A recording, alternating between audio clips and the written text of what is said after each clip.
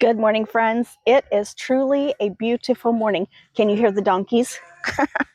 Our neighbors just down the road have miniature donkeys, and they really get worked up in the mornings, especially when it's time to eat. Daisy, get out of the beans. Okay, this is why I put down plant covers, because darling Daisy likes to lay in the beans, or likes to lay anywhere in the garden. Okay, so today is not my normal day for a garden walk. However, the weather forecast says there is more rain coming. It's a nice, cool, although a little bit humid morning. And I thought, while I'm out here working, I will go ahead and show you what's happening. There are some really nice developments, and we'll call this our weekly garden walk. So let me set up the camera, and I want to show you a few things. Okay, I'm going to start here at the cucumbers. Look at how tall they are getting. I don't yet see any blooms, but I did notice that this leaf has broken off, or broken over. Oh, look, there's little cucumbers. Okay, I'm going to show you up closer. Come on over. We had some pretty wicked winds last night. Look, 2 baby cucumbers. That, my friends, is exciting. Okay, so what I've been doing is, as these cucumbers get taller, because my jute twine is doubled, I'm able to come along and just kind of poke them through. This one right here is not growing very quickly, but it does look healthy. This needs to be tied up. Here's a good example. I can just poke this through the doubled jute twine and help it go on up the trellis. Okay, I need to grab something out of my basket.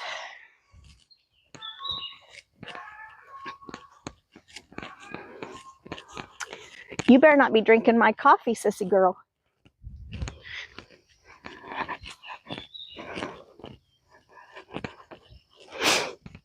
Okay, I thought I had everything over here easily accessible, but I didn't. That's okay, it wasn't too far off. So there's 2 ways that I will trellis or tie up my cucumbers. Actually, there's several different ways. One way is that I have purchased these clips. I get these at Dollar Tree. There's 20 in a package, and there's 2 different sizes. A lot of times I will use these to get a plant started in trellising. Sometimes I'll use them later on. I also use these to hold down my row covers. But another thing I do is I use brightly colored ribbon, or in this case, I'm going to use pipe cleaners, because at the end of the season, I have to take down all of this plastic or unnatural materials, so that I can compost the dead plants and the jute twine. So I like to use something brightly colored so that I can find it later. So I've just attached that to this bottom row of jute twine, and it will continue to grow up, and then I can keep attaching it. I could go ahead and prune that off. Oh, there's more baby cucumbers over here. I could prune, oh, and that one too. Yay, it's an exciting morning. And look, there's one right there on this plant that's not growing very tall. Huh, nice. Anyway, I could prune that off, but I'm not going to. I like to make lots of pickles, and to make lots of pickles, I need lots of cucumbers. All right, moving on. Let's see, what else could I show you that is just so exciting? This broccoli and cauliflower bed is pretty much done. I'm going to get it torn out. I did harvest some purple broccoli and cauliflower yesterday. We had that for dinner. Okay, let's look at the peas.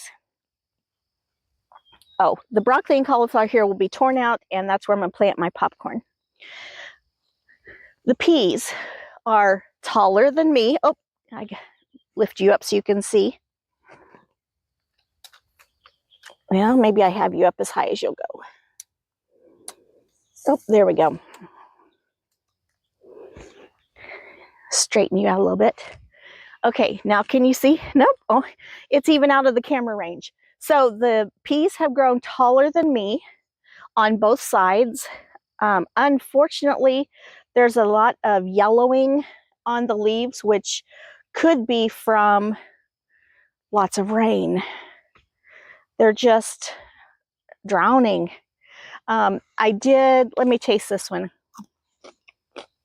Yeah, they're not good. Yuck. So the heat really kills the peas. Too much water drowns the plants. The heat makes the peas taste yucky, bitter, makes them tough. I tasted some off of this other side yesterday. I harvested what was out here so we could have with our dinner. And they're so tough. So peas are going to come out, make room for the zucchini replicante that is growing on this side. It's still quite small. Over here, I have another exciting development. Let me show you. And camera, or turn the camera. Look here. Now that is a female flower.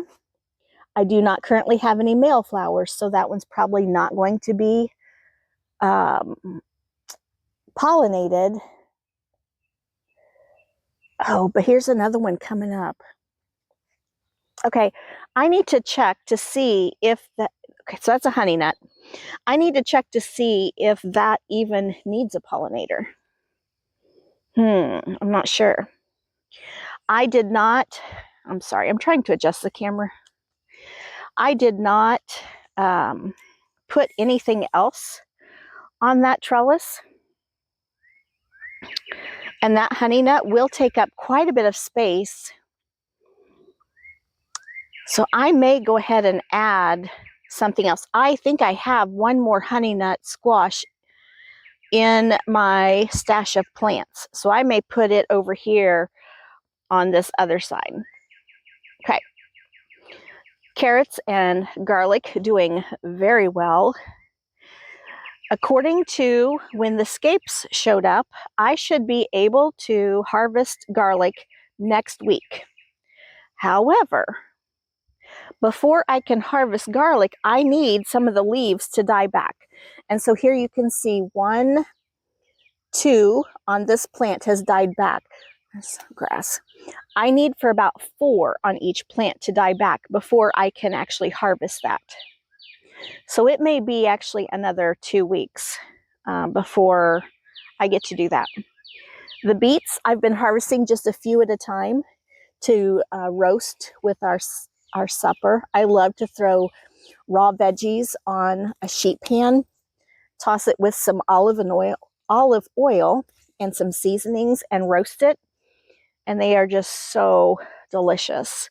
Even my husband has been eating beets, and he swears up and down he can't stand beets.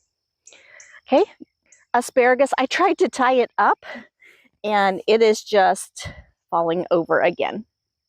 More dog barriers to keep them out of the straw. Here's my 1 row of onions, or a bed of onions. The kale is coming back on abundantly. Isn't that beautiful? I want to take a picture of just right in there where you can see the dew droplets and the purple and the green. I love it. Okay, more beets, fennel, and over here is my snail vine, which if you remember, again, if you remember on the last garden walk, I talked about how I felt like this one is growing taller because it doesn't have any shade. And this one is still teeny tiny down here at the bottom. And so it is starting to grow a little bit more. I do have one more, what I think is a snail vine. It didn't get labeled, so I'm not sure. And I'm going to put it here in the middle and see how it goes. On this other side, this part's looking a little sad. Let me pull you down closer. These are my cantaloupe. And I'm sure it's because of too much rain, but the leaves, let me pull one off and show you, are getting brown and gross and holy. There is a little bloom right here, but there's so much of yuck on here. Here's one I need to tie up because I want these to come up on the trellis so that the melons will hang down. Now this one, the newer growth, looks quite lovely. So I need to tie that one up too. Let's just wrap it around the post right there. And so I think what I'm going to do is come through and cut off all these ugly leaves and tie it up in a few places and just hope for the best. I don't know. We'll see. I had big hopes for this. And I don't know. I don't often have good luck with cantaloupe or any melon. So I really want this to be successful. Okay, also in this bed is ground cherries and my Roma tomatoes, some basil, and over here in the corner where the one tomato got completely eaten away, I'm going to put a jalapeno pepper in that spot. I don't want the jalapenos to be close to my sweet peppers because I don't want them to cross-pollinate. All right, let's turn you again. We're going around and around. Okay, sweet potatoes. Some are doing really well and some are not. So these two grow bags are sweet potatoes that I started the slips myself. And they are really struggling. So I'm not sure if they need, well, it's probably just too much rain, but they may need some fertilizer. The rest of these sweet potatoes we purchased at the local greenhouse. And although they're showing some signs of stress, but I'm sure it's because of too much rain, they are looking pretty good. Here's a little lightning bug. You see that little firefly? I love fireflies. Riley's potatoes are doing really well. Then I've got my beautiful row of candy onions. Okay, let's see what else we can find. The beans are coming up somewhat well. They are, well, they're a little sporadic in places, but I did come out a couple days ago and planted more in the empty spaces. Here I've got, what is that? That was supposed to be a gourd, but it looks like a sunflower. So I'm not sure. It's supposed to be a birdhouse gourd. This one is a Blue Hubbard, a Muskegee, and a Muskegee pumpkin. Then I've got 3 yellow squash. My okra died, so I did bring seeds out to replant the okra. And see the grass? Grass is taking over, and it's too wet for me to get out here with my little cultivator to go down the rows. So I'm hoping, so the rain is supposed to move in on, I believe, Thursday. And I am hoping that I can get out here with my cultivator before that. We'll see. It's supposed to have 80-degree temps today and tomorrow. And then I don't know if that's enough time or not. We'll see. This grassy, weedy mess is potatoes. This is where I had the cauliflower. And then at the other end, I do still have some broccoli plants. I'm going to harvest all of this dill today, pull out all of those broccoli plants today, and at least get this section weeded so that I can put in the rest of my peppers. This is where all the bell peppers and sweet peppers will go. Down here, tomatoes are looking lovely. I need to tie up in a few places. The beans. Oh, I'll show you this. I put down, when I tore out the cauliflower plants, I ripped off the leaves and just laid them here in the path around the tomatoes. They're going to provide ground cover, so help with weeds, help with grass. They're also going to break down and provide nitrogen into the soil. So that is one way to mulch and use your plants. More tomatoes. This is a, let's see, that one is a honey nut. A few more, no, that's not right. What is that? It might be a honey nut. I thought I only put one over here. Maybe that's a bean. That's a bean. The leaf just looks funny. Okay. Beans. This is the honey nut. I planted black knight pole beans right here. They did not come up, so I have now just put a row of marigold seeds in. I'm hopeful that they will come up and be beautiful. More tomatoes and more beans. These are, let's see, this one is the Cherokee Trail of Tears bean. And more tomatoes. So, lots of great things happening. Whew, here's the other end of that weedy mess. Potatoes have bloomed, so I know that they are starting their little taters. And they are starting to yellow and fall over, which could be because of the rain, but also could be that the plants are dying back so that we can then harvest potatoes. There's some zinnias coming up. I did replant the corn just 2 days ago. There's a few out there that came up the other day, but for the most part, nothing happening here. Sunflowers. I did replant this one. It's a mammoth sunflower. And I did put a couple more chocolate cherry seeds in right there.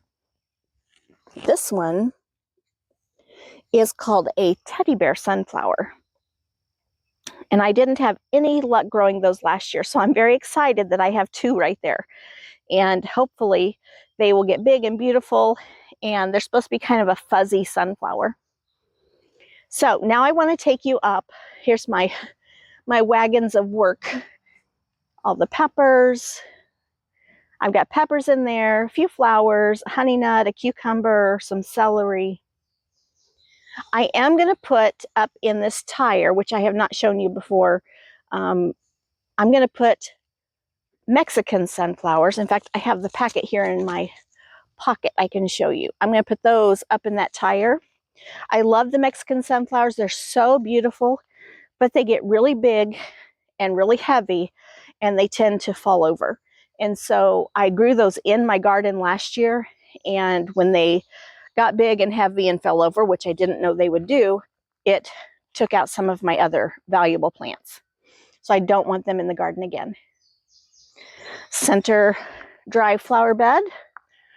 I still need to plant my torch lily, and I think I'm going to put it right back there. I think it'll be beautiful back there. Here's the pots. Some are doing well, some are not.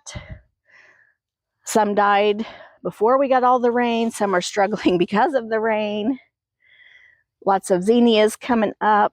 Vinca, looking gorgeous. Now, I'm going to take you up to the front porch, which I'm so excited about what's happening up here that I saved the best for last. So let me get up here. First, I'm going to give you a kind of a wide angle view. Turn this back there, so I'm sorry it's going to be kind of glaring. I added some hanging baskets, some geraniums out front. But what I want to show you is the hollyhocks are starting to bloom. And look at those. Are those not gorgeous? Look at that.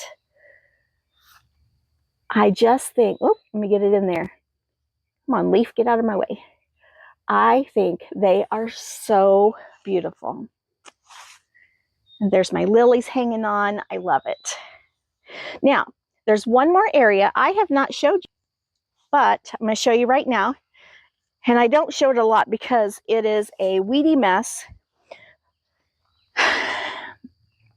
It has irises and peonies, hyacinths, and wildflowers. And it is so hard to get in here to mow or to weed eat because of the variety of stuff that's in here. So I'm going to set this up. There's a car coming by, so I'll wait just a minute.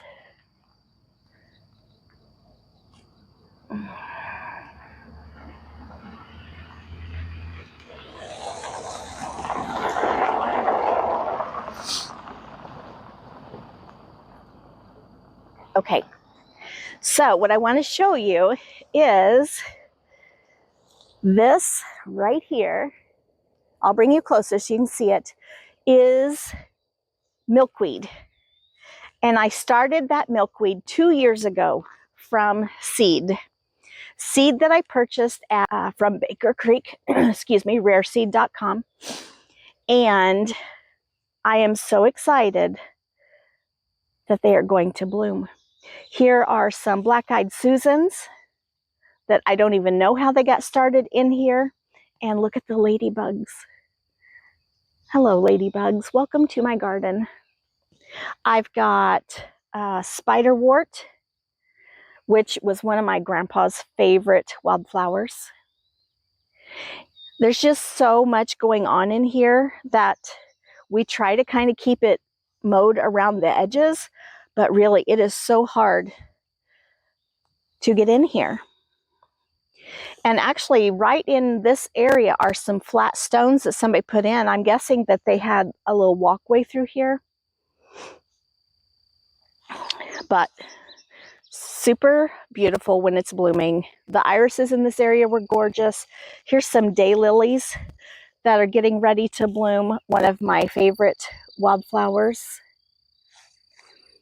along with some pampas grass. It's just gorgeous. And then over here by the mailboxes, we've got beautiful little white daisies. Early spring, this is covered with those teeny tiny purple hyacinths.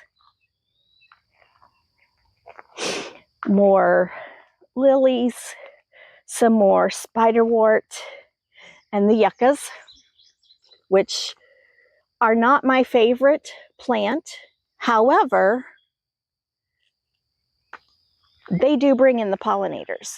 And so Scott tried when we first moved in here to cut all that out because he just cannot stand yucca plants. And they came right back with a vengeance. All right, friends, this is where I'm going to leave the garden walk today. I'm going to get busy with some work. I may throw in a few clips of me working, but please enjoy your day. Get out in the garden or even just in the yard and enjoy some sunshine, some fresh air, and make sure to recognize those blessings that are around you. All right, friends, time to work. Happy gardening.